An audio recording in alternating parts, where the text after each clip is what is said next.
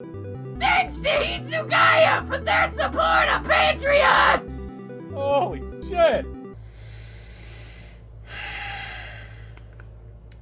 Guess I should talk about it now, huh? On Saturday, June the 12th, I went to the ER in a town not far from here, just another town over, because I had a mental health emergency. I said the phrase that I was having suicidal thoughts, and I said the phrase that I had a plan. Now, I want to be very clear with you. I am not in any danger. I'm not at any risk to myself. What really happened was not what most people would imagine when hearing those phrases. What really happened was I just happened to be emotionally unstable, autistic, and afraid, and alone. And for that, I was kidnapped. Now that might sound very dramatic, and I want to be very clear, this is not any attempt to try to sensationalize, capitalize, or make light of the severity of what happened. It has severely upset a lot of people around me, not the least of which myself, and I am still feeling the effects of it a week later, and I imagine I will be for some time. So to get into more of the specifics of what I mean by those things, I should start at where it all began. I was at the gym in the afternoon around 4 p.m. on the 12th. There's a calendar over there. That's what I'm checking to make sure I get the dates right. I start having a depressive episode. I struggle with depression, bipolar depression, and I had received advice in the past from my therapist and various others that I should seek help at an ER if I was having a depressive episode to make sure I was okay. I'm on Medicaid, so trips to the ER are covered for me, so there really was no reason not to. However, at no point did I ask, nor did they clarify what that help would be. In my mind, it would have been an emergency therapy session, at worst, a tranquilizer of some kind. That is not what happened. I left the gym. I showered first, changed clothes, and I went to the ER. And I told the person at the front desk I was having a mental health emergency, and despite the fact that the ER lobby was damn near completely full, I was rushed right to the back. And my intake began, and that's when they asked if I was having suicidal thoughts. And I said yes. Now, this is where the explanations and the disclaimers need to be established, because I already said that I am not at risk of hurting myself. I have struggled with thoughts of suicide throughout my life, and what happens with my particular brand of autism, because it is a spectrum, there's no one easy definition to understand it, and that's why so many people just give up trying, which is the wrong thing to do. But anyway, for me, I get hyperfixated on what I believe certain phrases should, or just in general, truly mean. And when I am even not emotional, it takes me a long time to get to the point of what I'm saying and to fully explain what I'm trying to communicate. And that is because my brain is not working in a thought to speak direction. It is not that simple. There are a lot of detours, and trying to phrase it properly and trying to pre-analyze the consequences of and implications of what I'm trying to say, and it takes a lot of energy, and that's why socializing for me is a very difficult thing, not the least of which is due to that and my low social energy as it is. So when I am emotionally upset and crying and in a new place alone, and the ER is a scary place when you're not familiar with it. And before in my life, I'd only been to the ER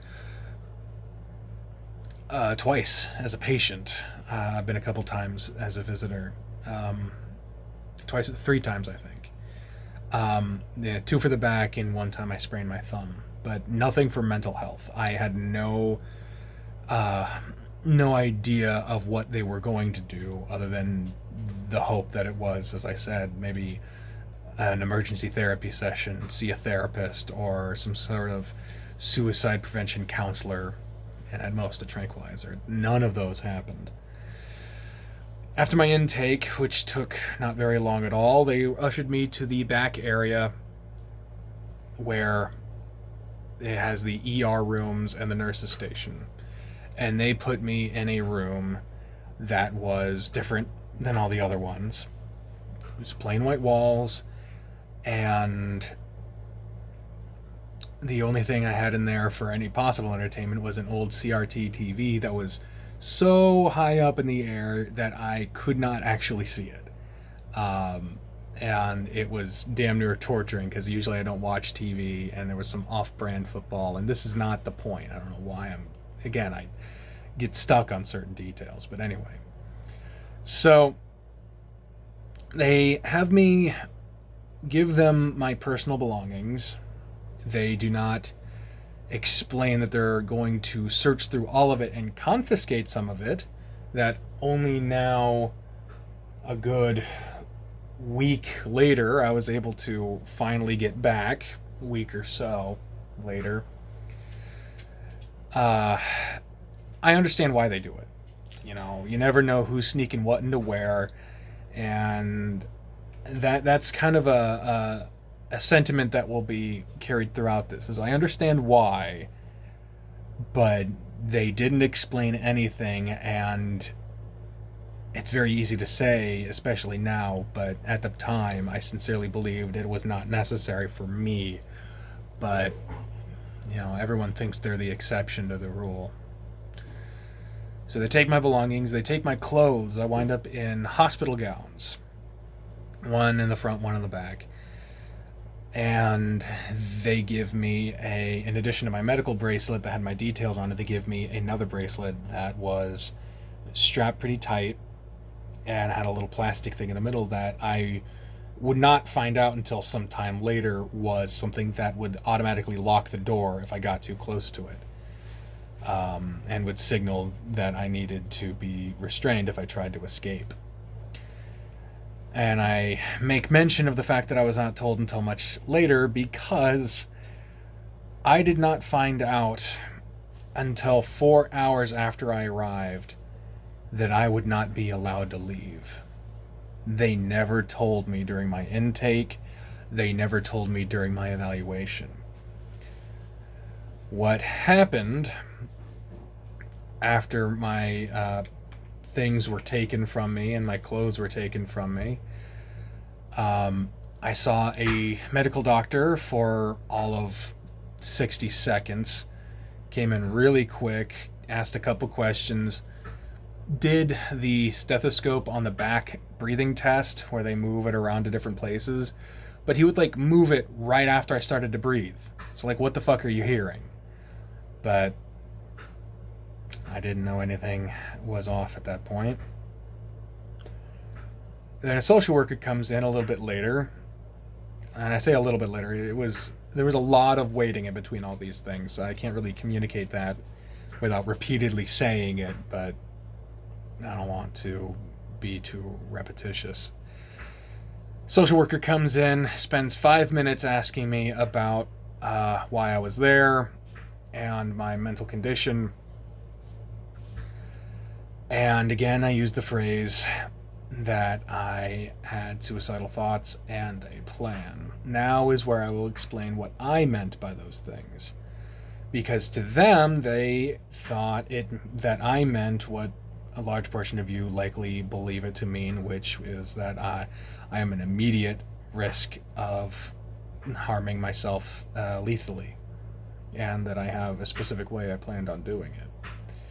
And I can understand why they would think that's what I meant, because that is what the phrase means to the rest of the world. But despite me telling them that I'm autistic and that I have trouble communicating and all that other stuff, they did not at any point attempt to evaluate my condition by itself, cross-referencing with other doctors, family members, emergency contact that I gave them. Nothing. They did no attempt to qualify anything I said or did. What I believed when I said those phrases was a kind of hyper-literal version, which is unfortunate, because that was not the place to have that misunderstanding. When I said that I had had suicidal thoughts, to me, what I meant was that I had thought about suicide objectively, as a phenomenon, as a thing that happens in a sort of Criminal Minds way, where I've never seen the show, but those shows where they try to get into the mind of a person that did something. And I've had depression, and I've had thoughts that maybe things would be better if I were dead, but it had been it had been over a decade since I had thought that there would be any justification for me actually doing it, and thinking of ways to do it to myself. And that was at one of the very lowest parts of my life. And again, was many, many, many years ago. The only suicidal thoughts I had had recently was of suicide objectively as a phenomenon. And yes, I had had thoughts of things would be better and people would be better off were I dead, but I had no thoughts nor intentions of following through with that, or with doing it myself, or encouraging same. Now, what about how to plan part? That's pretty hard to say. They ask, do you have a plan to kill yourself? You say, yes. Well, what the fuck else could you mean? What I meant was in the kind of thought experiment style of way. And in case at any point this sounds like I'm reaching or trying to justify or weasel out or make excuses, I can only promise you that this is just how my brain was working at the time. You have to remember, I was very emotional. I was depressed and crying, and I was very anxious. I was surrounded by strangers who were poking and prodding me for answers and were reacting very coldly and very sternly to anything I said or did. So what I meant by having a plan was that I had thought about what ways would be optimal and the most painless ways to do that horrible act.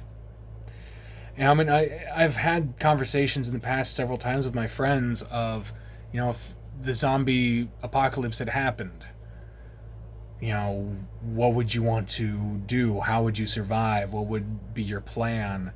And even to get even closer to the example, or to the real life question I was asked, you know, people ask, what way would you prefer to die if you could choose? The smart ass answer is old age. There was a story about a jester that was given the option of how they would like to be executed, and they said of old age, and they were spared of execution but sent to exile because it made the person laugh. But, you know, just thinking about various ways to die and thinking, well, drowning would suck because you're alive for the worst parts of it. Burning alive is very similar, you know, because you die of the oxygen deprivation while you're burning, so that's even worse. And you just go method by method by method until I had reached the conclusion that I needed to look more into death by alcohol and pills, because I don't know much about that method, but if it is less troublesome than a gunshot, then that would be the optimal way. However, again, all of that I just said to you might make it sound less alarming in conversation. I say might because I'm fairly certain that me just saying that might make some people a little concerned for my well-being with those kinds of thoughts in my head. However, the level of explanation and possible nuance that you may have picked up in that, or at least some sort of context as to why I would think about these things or anything like that, that was totally lost in the moment because I was emotional and couldn't clearly understand what they were saying or communicate what I was thinking. So all they heard, or at least all they took from what I said, was that I had thoughts of killing myself and I was planning on doing it with alcohol and pills. I don't even know how the alcohol and pills things work. I don't know if it's certain kinds of pills, a certain quantity, it have to be a certain kind of alcohol. I don't know, and quite frankly, I don't want to know after this whole experience, because what I have found out is you don't get away with having thoughts that people don't like you to have, even if to you they're harmless or meaningless. So the social worker leaves after 5 minutes, and a lot of waiting happens. At some point, a nurse comes in and asks if I want to eat something. They give me leftover hospital cafeteria food, cold chicken strips. Fun. And I really should have noticed at that point, and at the point where they put me in a room different to the other rooms, that something was off. But again, no one explained anything to me, and there's a reason for that. But yeah, the doctor and the social worker didn't explain to me what they were going to do. So more time passes, and at this point I'm getting nervous. They take 3 blood samples for tests and a urine sample. And I never hear back from the hospital specifically about those tests. I would find out later, but we'll get to that. So at this point, because of the emotional state I was in, I had neglected to text Bree, who was home at the time, about where I was. And it being Saturday, the gym I go to, they close at 6:15, and I had left between 3 and 4. And so it's like 8 o'clock now, and I'm thinking that Bree is going to wonder where I am and might have been trying to contact me, and I wouldn't know because they took my phone. They took my purse, they took my clothes, they took everything I had. So I, at this point, was thinking, all right, this is taking too long. I had calmed down a little bit because of just trying to stay calm, trying to figure things out. I wasn't better, but I was at least a little calmer because I had been in isolation at this point. But it was getting closer to 8, and so I'm thinking, this is taking so long. I think I'm okay. Can you just email me the test results and get the show on the road so I can go home? And that's when they tell me that I was not allowed to leave. That I had been deemed a risk to my health and my safety, and as a result, and this is the way they phrased it, they had taken my rights away from me. Now, it's a little passé to go on and on about your rights and your freedom and yada yada. It's cringe to me at this point, but I never realized just how important the ability to just get up and leave a situation is until you can't do it anymore. You know, it's something that you really, I had taken advantage of that and taken for granted, I should say. I had taken it for granted. And so they tell me I'm not allowed to leave, that they had signed away my rights, and that what had happened was the social worker, with their 5 minutes of contextless talking to me, had talked to the doctor with their even, one 1 minute contextless information gathering from me, and they had decided that I was a risk and a danger, and they signed a certification that signed away my rights of a citizen to the state of Illinois. I don't know how it works in other states and other places. I don't know, but that's what happens here. And so I react about as well as you would expect. I start crying and freaking out and try my best to explain what's going on and to get the fuck out of there. And they're telling me that there's no way in hell I'm going to get out, except for if the doctor and the social worker decide that to reverse their thing, but that it was a very, very small chance. At some point they lend me a phone from the ER so that I can call Bree. Fortunately, I remember her phone number, but I don't remember pretty much anyone else's phone number, so I called Bree, but she's not answering. She tends to keep her phone on silent because she gets a lot of telemarketing calls. Understandable, but it can be very frustrating when you're trying to call and she's not answering. However, it was also very late, so I don't know her condition. I don't know if she's panicking or trying to contact me, and I'm trying to call her with a number that she doesn't recognize, so why the hell would she answer it? So I'm leaving voicemails in the hopes that if she sees that, she'll understand that it's something and that she can listen to it and whatever. So I'm leaving multiple voicemails trying to communicate what's going on and what I would be trying to do. So what I tried to do is I had talked to the nurse who told me the only people that could overturn the certification is the social worker and the doctor. Barely any chance at all, but it's better than nothing. And I desperately wanted to come home. My support system is here. This is where I feel safe. This is where I feel secure. This is where I have people who understand me and won't strip away my rights because I say something that they don't understand without any attempt of trying to understand it. So I asked to speak to the social worker. And again, this is taking hours of time between conversations. But eventually a social worker comes in, and it's new people because of how long it's been taking. A shift change has happened. So the people who did my initial intake are gone, and all we have to go off of are their notes that plainly just say that I am a suicide risk, and there's nothing, there's no context, no nuance. Not that they asked for it, but they didn't have any attempt. They didn't even give an attempt to ask me about it because they just had to go off of the notes that they were given.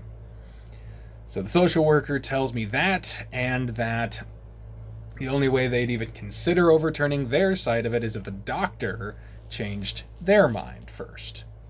But they had never seen it happen before, and I'm thinking, well, again, very small chance, but it's better than nothing, so I asked to speak to the doctor.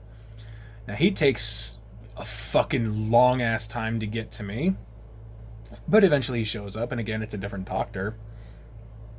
And he just straight up refused. Didn't even consider it. He said it would be medically irresponsible to let me go home. And again, like I said before, I understand why, but I think it was a terrible overreaction. They didn't communicate to me at all, because in addition to signing away my rights, they had decreed that I was unable to converse about my condition. They had just decided that I was not mentally capable to discuss my condition. So they just weren't doing it. They weren't telling me fucking anything until I fucking dragged information out of them. And it was so bizarre because I'm emotional and I'm trying to communicate as fucking plainly and as simply as I can where the misunderstanding happened and how much it is imperative that I be home with Bree and with a place that I can be comfortable and my medications and whatever, and they're just not listening to me. They're doing this fucking thing where it felt like I was speaking a foreign language to them, because English speakers especially tend to be patronizing as fuck to non-English speakers, where they just slow it down and try to speak it clearly as if that will translate it. And that's what was happening. I was saying different things and multiple explanations, all the true explanations. As I say, I wasn't making anything up. I'm just being honest and trying to be clear and concise, which is very difficult because I'm autistic and emotional. And I was scared, very scared, because again, when they said they were gonna they were gonna keep me there and I wasn't allowed to leave, I'm thinking insane asylum style. I think I'm gonna be shipped off to Arkham Asylum for the rest of my life. I'm never gonna see Bree again. I'm never gonna be able to talk to her or explain anything. She's gonna be gone, or I don't know at this point, because no one's telling me shit and no one's doing anything to try to help me figure out what's going on. So I'm trying to explain this to the doctor, and he just keeps repeating himself. And I would say how much I need to go home, and he'd say that he's not going to do it, and he's not going to change his mind. And finally, after I don't know how many attempts to just try to communicate to this fucking guy where they were wrong and why they were making it worse. I was more emotional there than I was before I went there. They fucked me up bad about this. But finally, I say that I am worried about Bree's condition, because Bree does get a little panicky if I'm not around. And she doesn't know where I am specifically. She can exist independently. She just wants to know that I'm not dead in a ditch somewhere. So finally, at like midnight, it's been, 8 hours since I got there. 1 a.m, I think, between midnight and 1 a.m, the doctor offers to let a police officer go to my house to make sure Bree is okay and to explain where I am. And I'm like, fine. Because I cannot figure out a way to get out of this at all. I am completely stuck, and I'm scared, and I don't know what to do. And it was a very terrifying set of hours for me. But even the good doctor couldn't keep their word on anything, so instead of sending a police officer to my house to check on Bree, they send the fucking in-hospital security guards, 2 absolute pieces of shit, they brought me my phone and told me that I needed to call Bree with my phone to tell her to answer the ER phone. That was all I was supposed to say. That's all I was supposed to do. They did not even try to have any tact or anything. They were very pushy. They were very rude. They were very arrogant. And so they give me my phone, and I pull it up, and I'm literally about to press the call button on Bree's contact, and she calls my cell phone, my actual cell phone. Like, amazing timing, totally coincidental. What had happened was Bree was actually asleep. She had taken a nap, and she woke up to use the bathroom and noticed I wasn't home, and noticed her phone had a bunch of voicemails, and she listened to a little bit of one, heard I was crying, and immediately called me. And I'm trying to tell her anything, and the security guard keeps saying, just tell her to answer the phone, the ER phone. And I'm trying to tell her that, and Bree doesn't know what's going on. I don't know what's going on.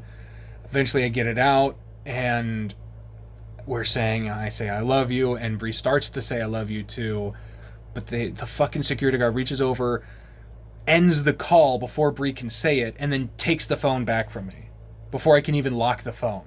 So I don't know if they went through my fucking phone or not. I had a visceral fucking reaction to that. Because we always, before we leave the house, a lot of times before we even go into other rooms, we just say I love you, because it started as what would you like our last words to be if I died while I was out? But now it's just a thing that we do, and we mean it, and I wailed at that. I was fucking so upset, but I call her on the ER phone. The security assholes leave. And I try to explain to Bri, but I'm crying. I'm very, very upset at this point. And Bri says that she wants to speak to the doctor. Hopefully, and Bri is very upset. She immediately turned into like mama bear mode, like willing to burn the world down to get me home type of thing. Which very much appreciated. Very much needed that at that moment when you feel like you're never going to see anyone you love again. So I go and I knock on the door. A nurse comes in. I tell the nurse that my fiance wants to speak to the doctor. Hopefully she can clear it all up with actual knowledge of who I am, and at the very least sign over my rights to a guardian or whatever the fuck. So they go off, take another 1,000 years, and eventually, instead of the doctor coming back, it's the security guards again. And they say that the doctor's refusing to talk to me because they're not going to change their mind and they refuse to talk about it. And again, they just said it with such cold fucking arrogance and just no fucking attempt to even grasp like the severity of what they were saying and how they were saying it. Bri responds saying that either the doctor will talk to her, she's going up there with the cops. And one of the security guards is like, it's not going to help. It's not going to do anything. It won't work. Just whatever. And I'm like, I fucking asked him for tact. And he's like, I'm being honest with you. What more do you want? So I'm just like, get the fuck away from me. So they leave. I finish the phone call with Bri because she is saying that she's going to get her mother, who had our other car at the time, and come to the hospital to try to get me out.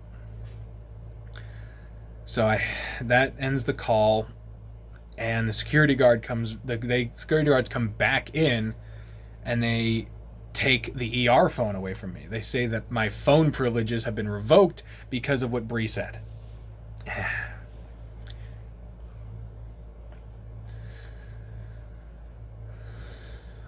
I was I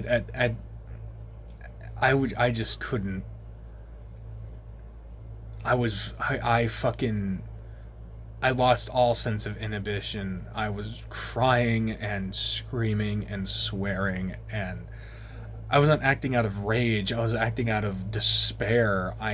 But unbeknownst to me until much later, Bri got to work. She got her mother, she got the car, she headed over, and she was demanding to at least speak to me, if not get my immediate release at the front desk. And she was like, who do I gotta talk to? Do I gotta call the CEO, get the fucking cops in here? And people at the front desk were very adamant. They would not budge. They said, you could bring the National Goddamn Guard in here and you're not gonna get this person out. And they didn't even tell me that she was there. They didn't tell me. Just like they didn't tell me any of the things about what they were going to do, they didn't fucking tell me that my fiance was in the building I was in. And I was on the first floor and everything. I was mere feet from where Bri was. But I did not know because they did not tell me. But that didn't stop Bri. She went off and got on the phone and was trying her best to get in contact with whoever the fuck she could get in contact with. But eventually, after hours of getting passed around from person to person, buck to buck, people telling her who else to call, and call this person, call that person, and people never answering, and people giving her the runaround and all this other shit, eventually she got on the phone with the nurse in the ER. And that nurse came to talk to me and ask if she could talk to Bri about what my treatment plan was. And I was like, fuck yeah, and hopefully I get to talk to her too, because I'd like to fucking talk to her. At this point, I calmed down a little bit, mostly with the help of a puzzle. They gave me a 100-piece puzzle of a frog, and I say it flippantly, but that puzzle did help, actually, which is weird, but it did. It took my mind off things a little bit. Like I said, I'm, with my particular spot on the autism spectrum, if I can hyper focus on something, the rest of things kind of melt away at least a little bit. Not completely, but a little bit. So I'm like, yeah, go ahead and talk about it with her. And what they discuss, I would later find out, but the nurse came and talked to me and after the call, which took a while, and said that Bri apparently had signed off with my treatment, was supporting it fully, and was enthusiastic about it. And I was like, bullshit.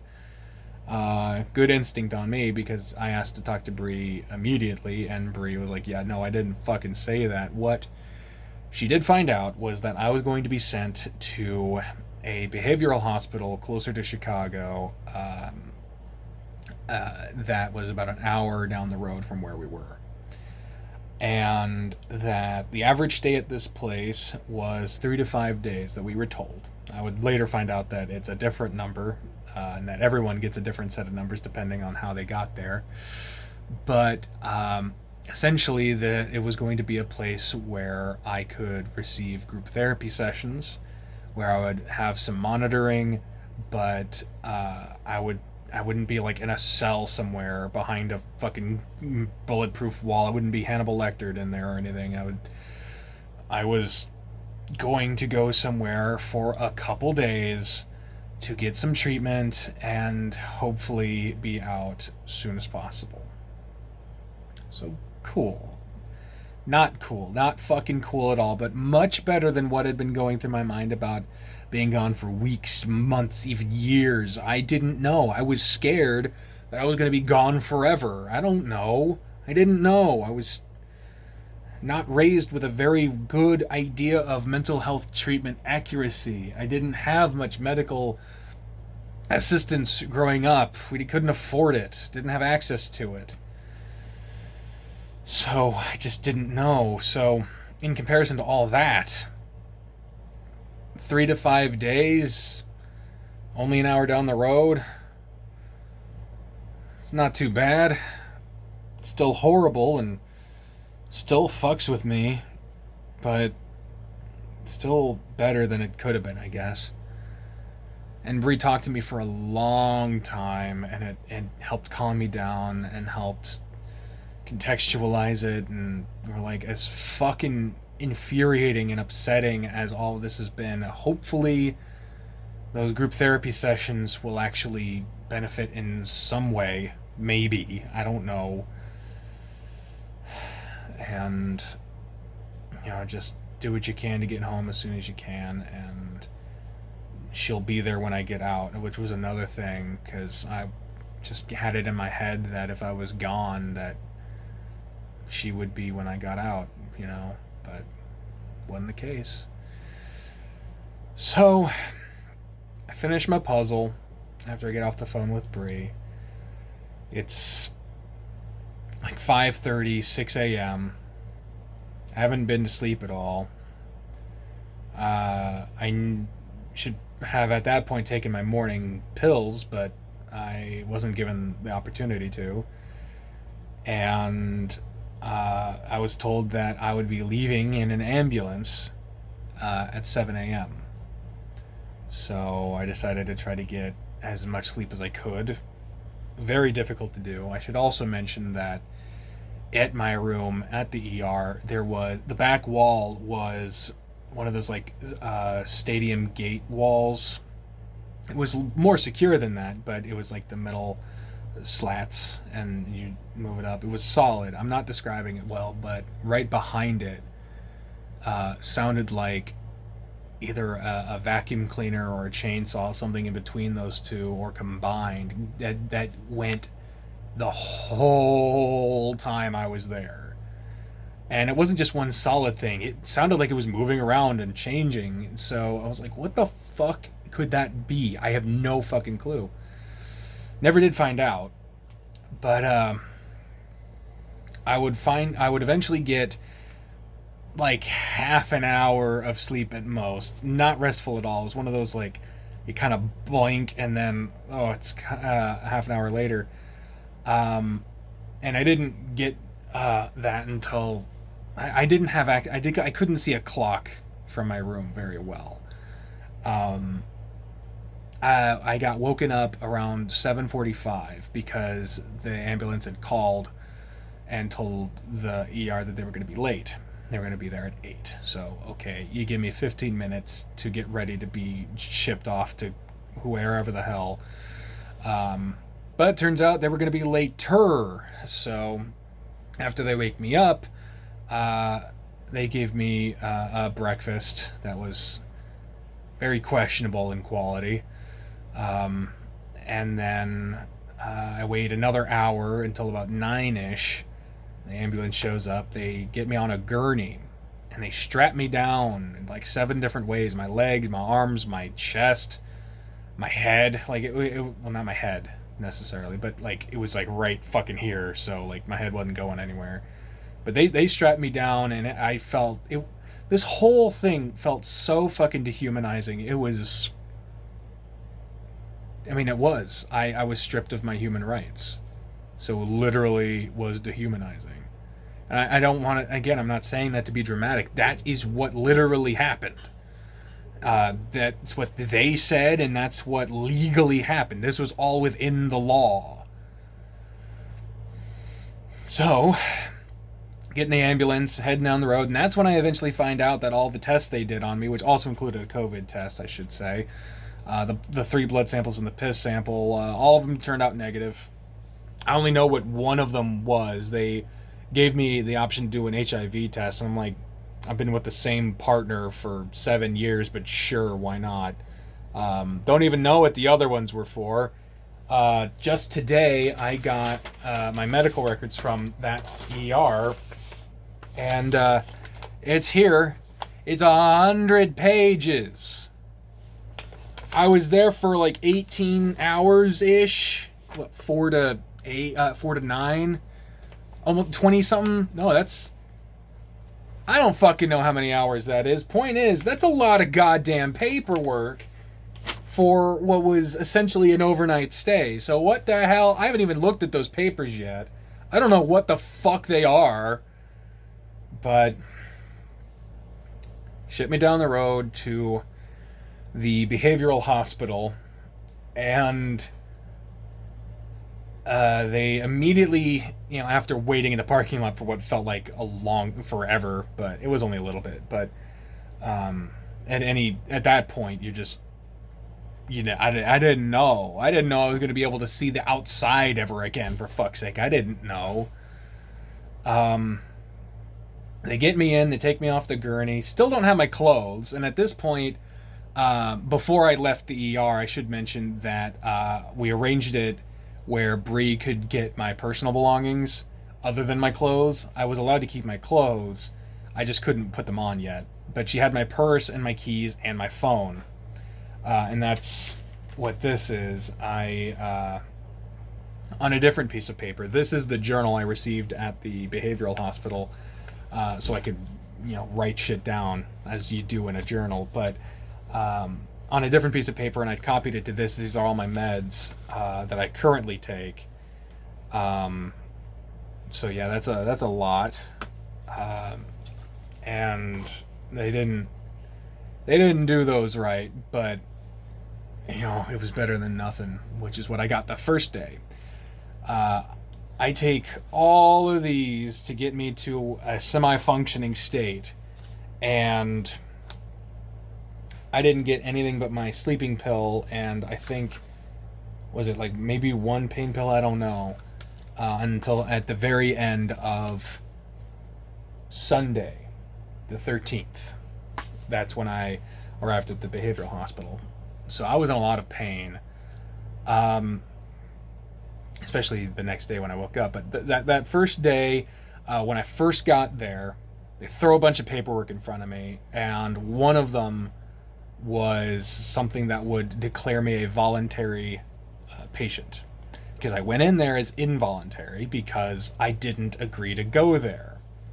But if I changed that to a voluntary patient, saying that I agreed to be there, then I could sign a different piece of paper that was called a 5-day, colloquially called a 5-day, which meant that the doctor there would have to reevaluate me after 5 days before a court would be involved. Now, already being there, the doctor had to see me within 24 hours, and I had to be seen by a social worker within 72 hours. Again, these two had to coordinate to figure out my aftercare treatment and my discharge. Those two had to come together for that. But I signed the thing because I was on, like 30 minutes maybe of sleep over the last day and a half. Still very emotionally exhausted in general. And I have no idea where I am. And yeah, so I signed the fucking papers. So now, legally speaking, whatever the hell they wanted to do on paper, I agreed to it, which I did not. But anyway, fortunately, the behavioral hospital itself was the easiest part of this whole thing. I got to meet a number of the other patients that I actually got along with pretty well. I won't use their names here. They are private citizens who I did not discuss this video with beforehand, but there were a couple of people I didn't gel with, a couple of people that pissed me off, but the unit I was in was called an adult open unit, which was 4 hallways and a day room where you could color and watch TV, and that's where your group therapy sessions would be at. They always had they called them techs. They were basically people who did things if you needed them done, and were also security in a sense, but it was minimal security. You were free to walk around in those 4 hallways. The doors were all locked. You couldn't get out. All the bedrooms except mine, I think, were doubles, so 2 people per room, but because I'm transgender, I believe it was that. I don't know, maybe it was, everyone was there for similar reasons, so I can't imagine that my reason for being there was the reason I got a single room, but it was 2 guys in a room, 2 girls in a room, and you couldn't have a guy and a girl in a room at the same time, and so they look at me and they're like, what the fuck are you? And I tell them, I'm both and neither, pick one. I'm a transgender female that's still figuring it out, so I got a room by myself, which is nice, but when I sorry, my phone's being a little weird. I don't know what's going on with it. But I get there and I meet some decent people, and the food was decent. The biggest struggle was just being away from Bri and being away from home and knowing I couldn't leave and trying to wrap my head around what had happened. And on a few occasions was I able to take my mind off of the circumstances of it all, and it wouldn't be for very long even when that was the case. It was a very difficult thing to try to focus on the treatment and the therapy and getting better and going to the group sessions and getting along with people and trying to color. I colored some things. I don't have any of them with me right now, but I colored things. And I was there. I did see the doctor within 24 hours, but the social workers were very understaffed, so they took all of those 72 hours to talk to me. But the fortunate thing is the person that did my intake at the behavioral hospital, the doctor, the group session leaders that I talked to, and eventually the social worker did all agree I did not need to be there. They all, making bad content. They all agreed that I did not need to be there, and they were all thankful that I was not flipping shit about it to them. Because I coulda, and I wanted to, but they didn't put me there. They were there to try to help me and to help me get out of there. So I just needed to cooperate as best as I could. the group sessions were pretty unhelpful, but harmless, and there were no fights or anything on our floor. There were multiple floors to this place. The floor below us was the kind of solitary confinement, isolation room type of deals, where a lot of the fights and the troublesome stuff happened. There was also an adolescence floor, but our floor was the least security, least eventful floor, and thank goodness for that. I've got my journal here. I don't think there's much in the way of... I did... I don't know if I want to share this, but I did have... there were the designated points in the day where we were supposed to have quiet time, which was during a shift change, and so we were just supposed to stay in our rooms for an hour, midday. And I thought of a fucking Golden Girls joke where if they took all of the nuance out of it and allowed them to swear, and this is what I came up with. You can pause and read it if you want, if you can read any of it, but my drawings, I can't draw. But it yeah. Eventually, the other days my meds were given to me properly. There were different versions of the same meds, but they worked fine enough. And yeah, it was not a great place. There were bug problems and spider problems. They were very restrictive with the hygiene products, and I only had one change of clothes, so that sucked. And none of the hygiene products were really good, which also sucked. And some of the nurses and some of the techs were assholes, but a lot of them weren't. And ultimately, I was only there from Sunday to Thursday when I was finally discharged, and Bree came pick me up, and I cried a lot in that car ride home. There's more I could say about my stay at the behavioral hospital, but the long and the short of it is that none of this is supposed to be advice or anything other than a simple retelling of what happened to me as best I can. And the only takeaway I would have is that for me, I'm going to be more careful about being accompanied and being close to home when I'm upset. And I can tell you for certainty that I am never going to the ER for a mental health emergency ever again. That doesn't mean you shouldn't. If you're having a mental health emergency, you should seek out the treatment you need. Just be mindful of what that treatment might be, because I wasn't, and it has fucked me up. Because for the most of that week, I was not even a fucking citizen of the world. I was not a human in the eyes of my country because I needed help.